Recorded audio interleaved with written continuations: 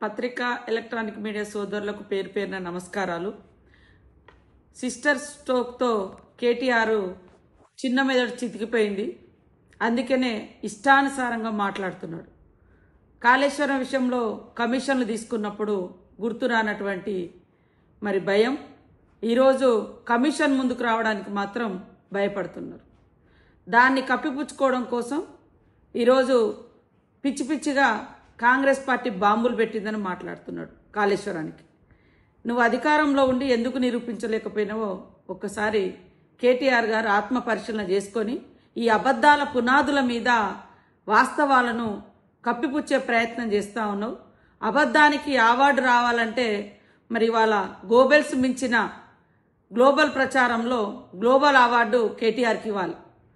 ఈ దేశంలో ఈ ప్రపంచంలో ఇప్పటి వరకు అబద్ధాలకు ప్రతినిధి గోబెల్స్ ఉంటే దాన్ని మించిపోయినటువంటి అబద్ధాలనే పునాదిగా చేసుకొని గత కొంతకాలంగా కేవలం అబద్ధాల పునాదులతో ఆయన పార్టీని ఆయన వ్యవస్థను నడిపించుకుంటున్నాడు. అందుకనే గోబెల్స్ ప్రచారకర్తగా అవార్డు ఎవరికి రావాలంటే కేటీఆర్కు గ్లోబల్లోనే గోబెల్స్ ప్రచారానికి గ్లోబల్లోనే కేటీఆర్కు అవార్డు ఇస్తే చక్కగా బెస్ట్ అవార్డు గ్లోబల్లో వస్తుందని నేను అనుకుంటా ఉన్నా, నేను భావిస్తా ఉన్నా. కాబట్టి అయ్యా నువ్వు ప్రతిపక్ష హోదాకు పనికిరావు, ప్రతిపక్షంలో పనిచేయడానికి రావు, ప్రజల కోసం పనిచేయడానికి రావు. కానీ అవాస్తవాలను అద్భుతంగా తీర్చిదిద్ది గోబెల్స్ మించిన ప్రచారం చేయడంలో అగ్రభాగాన ఉంటున్నందుకు నీకు గ్లోబల్ అవార్డు ఇస్తే బాగుంటుంది అని నేను నిజంగా ప్రపంచానికి తెలియజేస్తా ఉన్నా. ఇట్లాంటి వ్యక్తులకు ఇది రావాలని. ఈడీ గురించి ఒకటి అంటాడు, కాళేశ్వరం గురించి ఒకటి అంటాడు. అలా చెల్లె సిస్టర్ స్ట్రోక్ తోటి నువ్వు బాధపడుతున్నావు, మానసికంగా చాలా ఇబ్బంది పడుతున్నావు. ఇవాళ పాపం కవిత అన్నది మా నాయన దేవుడు కానీ చుట్టూన దయ్యాలన్నారు. ఆ దయ్యం నువ్వేనైంది. ఆ దయ్యంలో ఎన్ని అవతారాలు ఉంటాయో ఏమో అర్థం కాదు. దయ్యం అంటే రకరకాలుగా వేషాలు ఇస్తుంది. ఈడీ విషయంలో రాహుల్ గాంధీని మాట్లాడే అర్హత నీకుందా? ఇతరుల త్యాగాల మీద రాజభోగాలు అనుభవించి కుటుంబం అంతా కూడా ఇవాళ దాచుకొని తిన్నదంతా కూడా బయటకు వస్తూ ఉంటే ప్రజలకు వచ్చి జవాబు చెప్పుకోలేక కాళేశ్వరం మీద బాంబు పెట్టిరంటారు. అది కాళేశ్వరం కూలిపోయినప్పుడు అధికారంలో ఉన్నది నువ్వు. నిజంగా నువ్వు ఆ రిపోర్ట్లో ఆ రోజు తీసుకొచ్చినటువంటి ఎఫ్ఐఆర్లో కానీ రిపోర్ట్లో కానీ ఎందుకు ఇక్కడ మాకు అనుమానం ఉంది అని మెన్షన్ చేయలేకపోయారో ఒకసారి సమాజానికి జవాబు చెప్పాలి. అదేవిధంగా ఇవాళ ఈడీ భారత నీతిని ప్రదర్శించలేనటువంటి మోడీ ట్రంప్ నీతితో ముందుకెళ్తూ భారతదేశ ఔన్నత్యం కోసం భారతదేశ ప్రజల కోసం మాట్లాడుతున్నటువంటి రాహుల్ గాంధీ మీద కక్షగట్టి ఈడీని ప్రయోగించి ఇవాళ ఏదేదో కుట్రలు చేస్తుంటే మోడీ దగ్గర ప్రశంసల కోసం ఇవాళ సిస్టర్ స్ట్రోక్తో బాధపడుతున్న కేటీఆర్ గారు మా రాహుల్ గాంధీ గారిని, సోనియమ్మను, సీఎం రేవంత్ రెడ్డి గారిని కూడా రకరకాలుగా మాట్లాడుతూ శునకానందం పొందుతూ ఉన్నారు. ఆ శునకానందాలు వద్దు నాయన. ఇవాళ హెరాల్డ్ కేసు విషయంలో మీరు ఇవాళ ఏదైతే ఈడీ అభియోగం మోపిందో ఆ రోజు సీఎం గారు 2019లో పిసిసి అధ్యక్షుడిగా ఉన్నాడు, సీఎంగా లేడు. ఇక్కడ ఈడీ ఎంటర్ కావడానికి అక్కడ మనీ లాండరింగ్ జరగలేదు, ఫెమా ఉల్లంఘన జరగలేదు, ఫెమా యాక్ట్ ఉల్లంఘన జరగలేదు, లేదా ఎకనామికల్గా కూడా ఏం క్రైమ్ జరగలే, ఫ్రాడ్ జరగలే. అలాంటప్పుడు ఒక రాజకీయ ఉద్దేశంతో రాహుల్ గాంధీ గారి యొక్క గొంతు నొక్కాలని మోడీ గారు అత్యుత్సాహంతో ఆ కేసు పెట్టారు. ఆ తర్వాత ఇప్పుడు బయటికి ఎందుకు తీసుకొచ్చారు? యుద్ధ నీతిలో భారత నీతి కాకుండా నువ్వు ట్రంప్ నీతి అవలంబిస్తున్న మోడీ గారిని భారతదేశం అంతా చీదరించుకుంటుంటే వాళ్ళ యొక్క రాహుల్ గాంధీ గారి యొక్క కుటుంబ నేపథ్యాన్ని, ఔన్నత్యాన్ని, దేశం కోసం త్యాగం చేసినటువంటి గొప్పతనాన్ని తగ్గించే కుట్రలో ఈడీ కేసుల రూపంలో ఈడీ ఏ రకంగా వస్తుందో అందరూ తెలుసు.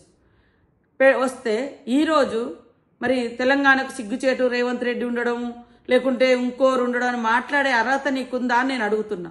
నువ్వు ముందుకొచ్చి నీకు నీతి నిజాయితీ రీతి ఉంటే కాళేశ్వరం నువ్వే కదా కట్టించినావు, ఎందుకు కూలిందో, కాళేశ్వరం ఎందుకు కూలేశ్వరం అయిందో దానికి జవాబు ఇవ్వు. కమిషన్ ముందుకొచ్చి ఆన్సర్ ఇవ్వండి. ఇవాళ రాజకీయ ఉద్దేశంతో పెట్టిరనేది హెరాల్డ్ అనేది నేషనల్ హెరాల్డ్ ఏదైతే ఉందో అది ఒక కాంగ్రెస్ పార్టీయే కాదు, స్వతంత్ర ఉద్యమ ఆకాంక్షల గొంతుక. ఆనాడు స్వతంత్ర పోరాటంలో ప్రముఖ పాత్ర పోషించిన పత్రిక నేషనల్ హెరాల్డ్. దానికోసం ఆ పత్రికను ఆ రోజు బ్రిటిష్ వాళ్ళు నిషేధిస్తే, ఈరోజు ఆ పేరుతోటి బ్రిటిష్ వాళ్ళు ఆ పత్రికను నిషేధిస్తే ఈనాడు ఆ పత్రికను మరి అవినీతి పత్రిక కానీ లేదా నడిపినటువంటి వాళ్ళను అవినీతి అని అంటున్నారంటే బ్రిటిష్ వాళ్ళ యొక్క గొంతుకతో ఈ భారతదేశంలో ఉన్నటువంటి భారతీయ జనతా పార్టీ ఏ రకంగా అంటగాగుతుందో మనకు అర్థమవుతుంది. అట్లనే భారత రాష్ట్ర సమితి కూడా అదే రకంగా అంటగాగి ఇవాళ ఒక త్యాగాల కుటుంబాన్ని, ఇవాళ మీలాగనో మోడీ గారు లాగానో రాజభోగాలు అనుభవించేటువంటి కుటుంబం కాదు, అది త్యాగాల కుటుంబం. ఇలా ఆయన ఛాయవాళ్ళ అన్నాడు, మీరేమో మరి ఇంకోటి అని చెప్పుకొని ఈరోజు రాష్ట్ర దేశ ప్రజల ఆస్తులన్నీ కూడా ఎలక్షన్ల బాండ్ల రూపంలో బీజేపీ కూడా కట్టుకుంటుంది. మీరు గులాబీ కూలీల రూపంలో ఈ దేశంలోనే అత్యధిక డబ్బు ఉన్నటువంటి పార్టీగా ఎలక్షన్ కమిషన్కి ఇచ్చిన రిపోర్ట్లోనే మీరు అఫీషియల్గానే చూపించారు. కూలేమో చేసిందేమో టీఆర్ఎస్ నాయకులు కూలీ చేసినామని చూపించారు. కానీ ఈ దేశంలో ధనిక పార్టీ ఏదంటే మళ్ళీ బీఆర్ఎస్. మళ్ళీ ఎన్నికల బాండ్లలో కూడా అత్యధికంగా ఎవరికి ఉన్నాయంటే భారతీయ జనతా పార్టీకి మాటలు మాట్లాడుతున్నారు. ఇవాళ రాహుల్ గాంధీ గారి మీద పెట్టేటువంటి అభియోగాలు కక్షపూరితం. ఇవాళ సభ్య సమాజం అర్థం చేసుకోవాలి. వాళ్ళు సొంత ఆస్తుల కోసం ఎప్పుడు పాకులాడలేదు, సొంత పదవుల కోసం ఎప్పుడు పాకులాడలేదు. 36 సంవత్సరాలు అయింది ఇప్పటికీ రాజీవ్ గాంధీ చనిపోయి. ఆ రోజు నుంచి ఈ రోజు వరకు ఆ కుటుంబం పదవులలో లేదు. నిరంతరం ప్రజల కోసం పాటుపడుతుంది, వ్యవస్థ కోసం పాటుపడుతుంది. అదేవిధంగా మరి సమాజాన్ని ఐక్యంగా ఉంచడం కోసం పాటుపడుతుంది. అందరి సమానత్వం కోసం, పేదల అభ్యున్నతి కోసం పాటుపడుతుంది కాంగ్రెస్ పార్టీ. ఇక్కడ రేవంత్ రెడ్డి గారు కూడా మరి విజయవంతంగా తన యొక్క పరిపాలన కొనసాగిస్తుంటే అహంకారంతో ఉన్నటువంటి కేటీఆర్ వాళ్ళ ఫ్యామిలీ నిరంతరం టార్గెట్ చేసి సోషల్ మీడియాను వేదికగా చేసుకొని అబద్ధాలను ప్రచారం చేయడంలో గోబెల్స్ను మించినటువంటి గ్లోబల్ ప్రచారకర్త ఎవరు అంటే అది కేటీఆర్ ఆయన సోషల్ మీడియా. కాబట్టి ఇవన్నీ చేసేటువంటి తప్పుడు ప్రచారాలు పబ్లిక్ నమ్ముతలేరు. కాబట్టి పదే అబద్ధాన్ని ప్రచారం చేసి అదే నిజమని నమ్మించేటువంటి ఆ యొక్క మానసిక వ్యాధిలో కేటీఆర్ ఉన్నాడు. ఇంకా సిస్టర్ స్ట్రోక్ లాంటి స్ట్రోకులు చాలా ఎదుర్కొంటావు ఇలాంటి తప్పుడు ప్రచారాలు చేస్తే. ప్రజలు తాటదీస్తారు. కాబట్టి తప్పుడు ప్రచారాలు మానుకొని వాస్తవాల మీద నిలబడి ఒక నిర్మాణాత్మకమైనటువంటి ప్రతిపక్షంగా నువ్వు కొనసాగు, అప్పుడు బాగుంటుంది. ప్రజలు నిజంగా నువ్వేమన్నా మంచి మాట్లాడితే ఇది నిజమే కదా అని అనుకుంటారు. కానీ అబద్ధాలను అనేక సార్లు చెప్పడం మూలంగా నువ్వు అబద్ధానికి పుట్టిన బిడ్డగా మారిపోయినవు, అబద్ధానికి పుట్టిన వ్యక్తిగా ఉంటావు.